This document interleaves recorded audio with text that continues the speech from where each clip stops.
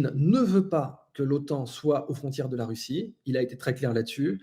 Poutine ne veut pas que l'OTAN soit frontalier de la Russie. Il veut qu'il y ait des États tampons. Il a été très clair là-dessus. C'est pas une surprise géopolitique. C'est quelque chose qui est un enjeu fondamental de la Russie. Et évidemment, la possibilité que l'Ukraine entre dans l'OTAN fait que c'était profondément dangereux pour lui allait amener une contradiction des intérêts russes. Il n'y aurait plus eu que la Biélorussie et vous imaginez bien que l'exécutif biélorusse étant ce qu'il est, il peut changer à tout moment.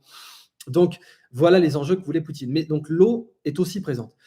Et le fait qu'aujourd'hui les Russes contrôlent les 2 rives nord du Dnipro, avec Pripyat d'un côté, donc Tchernobyl et Tchernihiv, c'est pas anodin. Parce qu'en fait, aujourd'hui, les Russes contrôlent le réservoir du Dnipro. Donc le réservoir du Dnipro, c'est une sorte de lac au nord c'est un bassin de retenue, quoi, mais c'est un lac au nord de Kiev.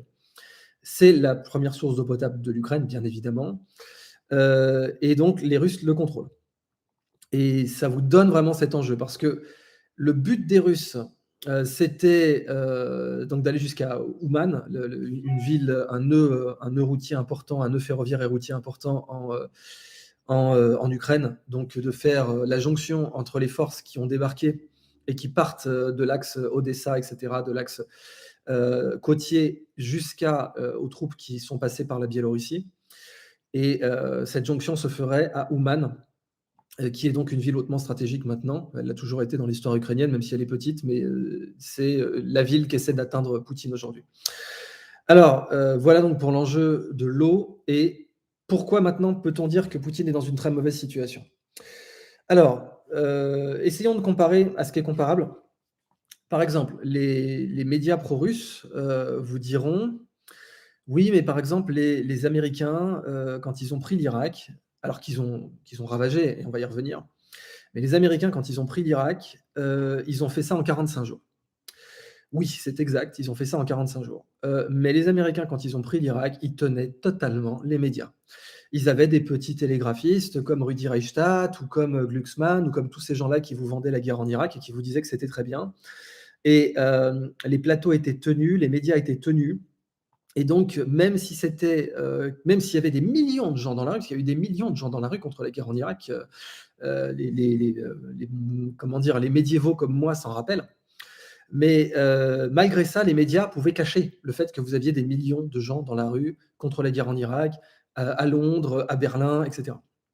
Ça, c'était le premier point.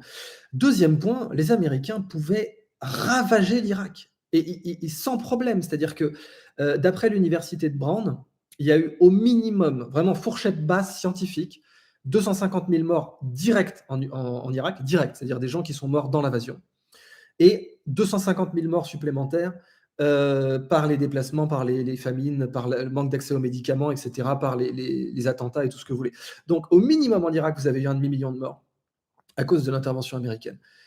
Et c'est passé comme une lettre à la poste dans les médias. C'est ça qui est complètement dingue, c'est que vous voyez bien le réel contre le récit. C'est-à-dire que les médias peuvent contrôler totalement le récit et mettre dans la tête des gens le récit que 500 000 morts en Irak, rayer des villes de la carte, ça passe.